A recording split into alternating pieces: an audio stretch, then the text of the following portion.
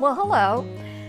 Welcome. I'm Lynn from ellenjgoods. ellenjgoods is a brick and mortar shop here in Medina, New York. You can also find us at ellenjgoods.com. Today, we're going to finish off those snow globes that we want to make sure you get one of these snow globe molds before they're gone. I want to hear from you guys what you're doing on your snow globes molds and how you are finishing them. Let's look at this clear one. I sunk a few snowflakes and stars from the snowflake mold. One of the easiest ways, I think, to put something on the back of one of these molds.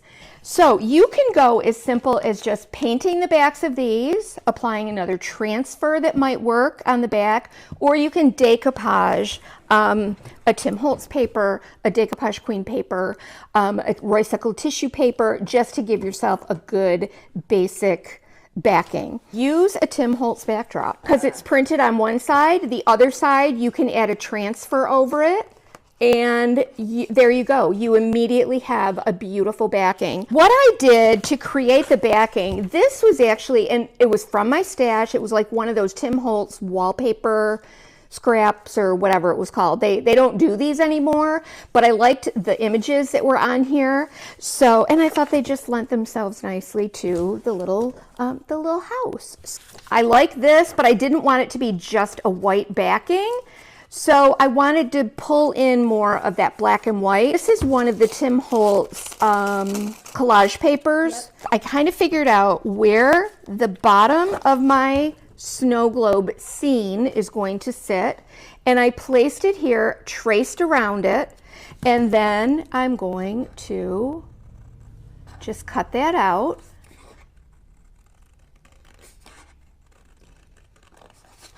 Okay, so that's better, and then I'll remove the excess after this dries. I cut this so that I can, let's lay that in there. Oh, that's cute.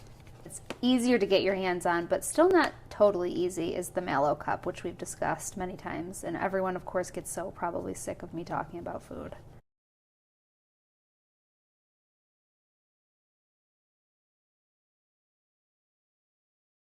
I'm just going to get some decoupage medium on this, and remember, I'm trimming away after. So I've got this all covered, but see, because I traced it with a pencil and cut out, so I would let that dry completely, and then we'll come back to this. And let me show you how I'm going to finish this one. I'm just going to use a little antique laser in white. This is where I like my zebra brushes, and I like lots of sets of them because they're inexpensive. They're great for doing stuff like this. Very simple little finish, but it works. You can see the glitter in there that I put in when I added these little guys. But Megan, I love the idea of doing these with the pearl, and you could even then put the pearl shimmer glaze on that part too. I know. Over that white. Wouldn't it be cute to take this up a notch and get one of those little plastic snowflakes that you can get from the dollar store, craft store? It would just give it an extra little zhuzh. You can paint the back of this however you want to, but then you can very easily tie off a ribbon in one of the little snowflake openings. That is one way to add a little extra something to this.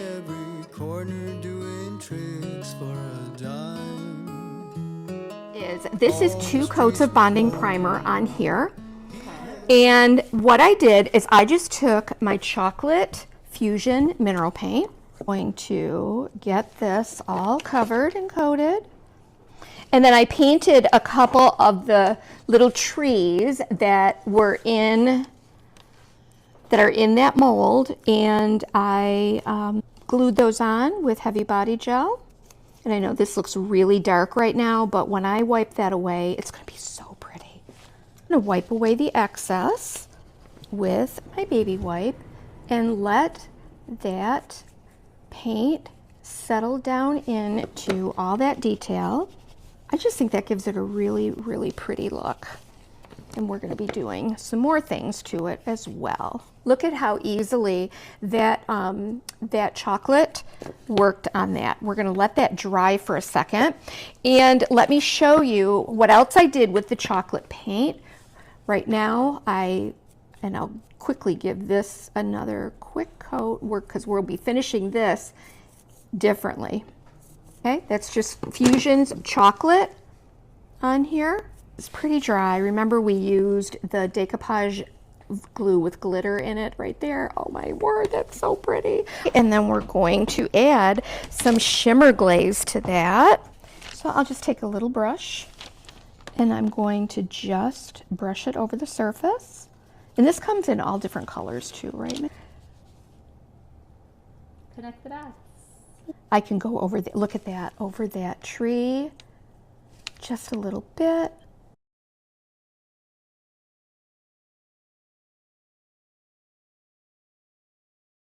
So I made a supply list for today.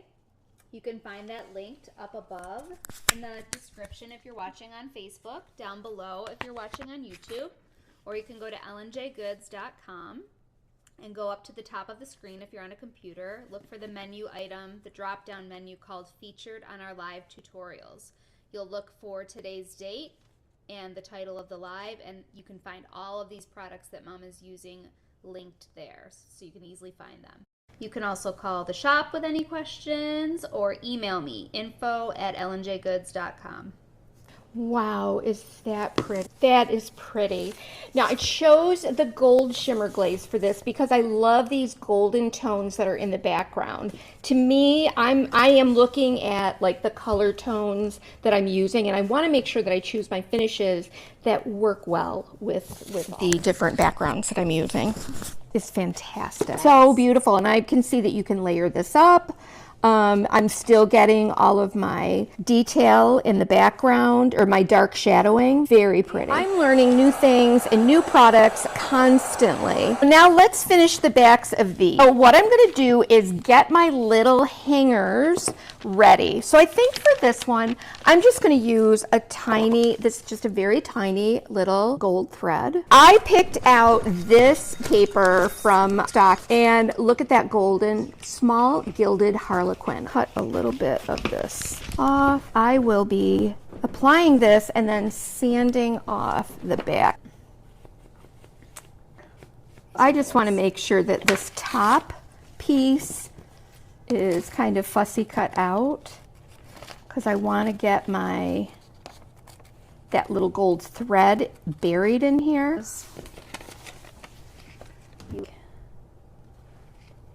Because usually we do put that number in. I'm going to get just a little bit of glue on here right now, just so I can get that positioned. And then while I have that right there, I'm just going to take this back because I don't have any there. Give this a little touch of hot glue, and then I'm going to embed that into that background. Whatever you choose for the back, you want to be able to embed your thread or your hanger right in. It's one of the easiest ways to use a hanger on this. Okay, so we'll let that dry, then we'll sand away that excess. He had his eyes on all the bright shining silver and gold. Oh. We're going to try a couple of new decor metals that we have here, and we've got a silver and we've got an anthracite. So I'm going to paint this little guy, and I want it silver. I didn't want to do gold because of the blue tones. I wanted to try something a little different. Of course, you could leave this nice and bright white too, but I really wanted to try this decor metal. This you can apply over any type of a surface. Beautiful matte, if it's possible to be a matte metallic. I love this anthracite because it's a little more aged, kind of. And you don't have to seal it. It dries to like a really hard finish. Right. And it also sticks to things really well, the same way like Pigment Fix mixed with you know, the metal pigments do. So like I'm saying, if you wanted this to be a real agey kind of finish, like a dark not like an agey kind of finish on this. Like I'm going to add some antiquing glaze, maybe umber, just to settle into the details. And I think that's gonna really make a big difference. Or you could use the black. You know, we could also add the white lazur in there. That could be very pretty. I want the details in this to pop. Yes, so and the only way to do that is to do either a light glaze or a dark glaze. And for this guy, I just use a tiny little metallic thread in here. One. Oh my gosh, how pretty is that? And I just wiped away a little bit with a baby wipe, but I do want to show you how I finished the backs of these. I have this little thread and I glued that in place. This is, and I'm typically not a silver girl, but I do love this. This is Pentart's coarse Eco Glitter in silver. Okay, so the back of this I painted white. That was that decoupage paper because I did a reverse decoupage. Let's paint the back of this with some hobby glue. I should have hot glued this in, but I'm not going to. I like to cross it over.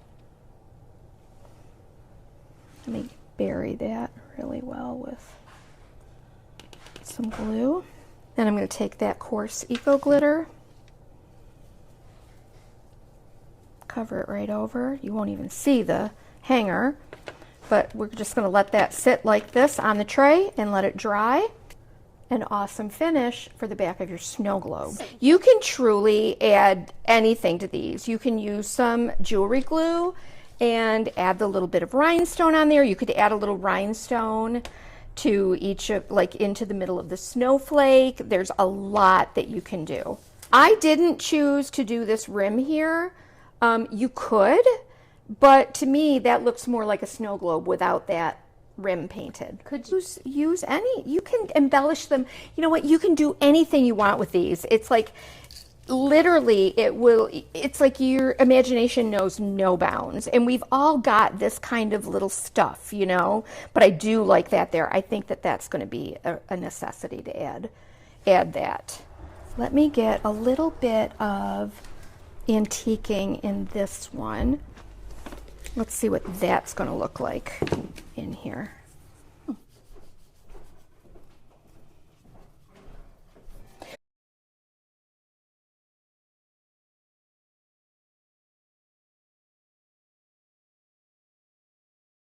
Like this little white effect.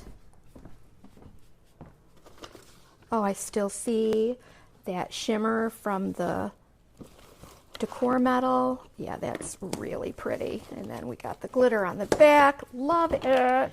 And this is that last project that I was showing you guys that we would do. So I've decoupaged with the Roycycled Christmas wallpapers. This is the one. This is the plaid. This is on the other side. I just took my little utility knife and went right along the edge there. Sand to get that edge trimmed away even. Remember Monday we did this out of air dry clay and then I just painted it with chocolate paint. We're going to add some more detail to that in a second. Now I just want to start to lay out my little ornament. This is one of the two-part bauble ornaments. Could look pretty back there behind the Santa. I like that. I'm going to trace this and then we'll cut it out.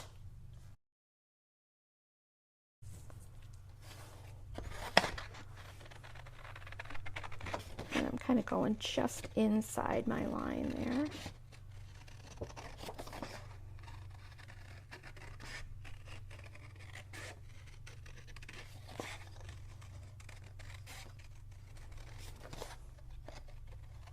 We're going to layer Santa on here first. Let's try to get him straight. I'm going to line up my grid lines with the type.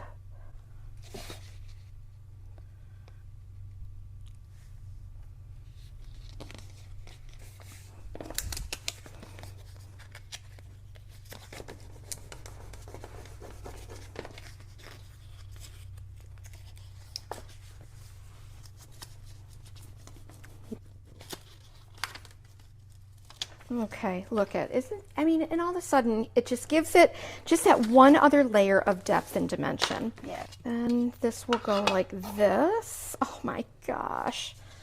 Then I want to do this. This is what I need to do. And then we're gonna do this across the bottom and then this. So yeah, you can embellish to your heart's content. I mean, this is vintage tinsel cord that I've had in my stash. This is some that I've picked up. I don't know where or when. Probably, you know, like at one of the craft stores, I'm sure. And then I've got a Monahan ribbon. I'm going to be adding that. And get this on. I think it's going to be so pretty. So if you wanted to, you could even put a little bit of snow in here or a little tiny bit of glitter. All that is so pretty. Get this lined up.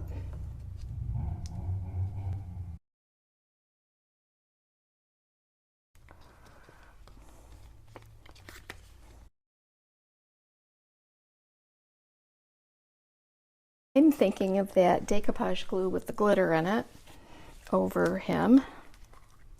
Could be kind of pretty, don't you think? Just give him just a little sparkle in there.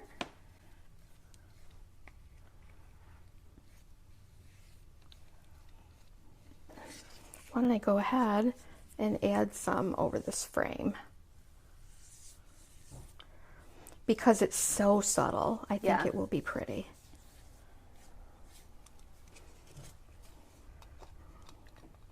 So that will go like that. Some heavy body gel on that. Get that in place. I feel like I'm forgetting 20,000 different things here. It would be, or if it opened up, you know, like. Alrighty, let's just get this glued on here. So I will use my glossy accents to glue this in place. I want to make sure that this is all on here. I don't want to like get too far ahead of myself. That would be scary. I know. But that's, am I on camera? Yeah. No. No, you're not on camera. They can't see you, but they can hear you. Yeah, you're. I'm mic'd. Well, I'm dying to know what you were about to say next. I'm yeah, proud of you right. for showing restraint. I know, seriously. When he asked that, I was like, whatever I answer is about to get worse.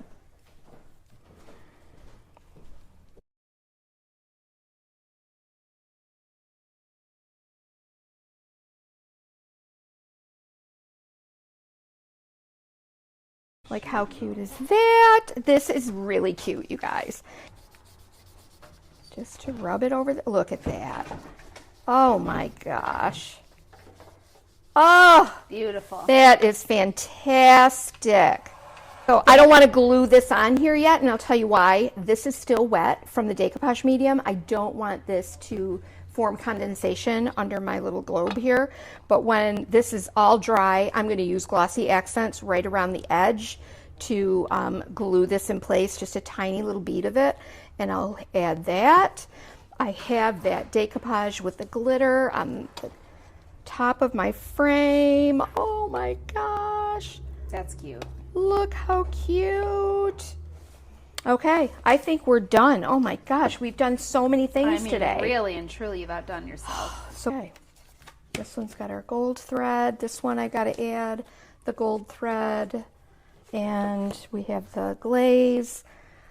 We could add the triple thick, like a triple thick glaze over this. Brush it on.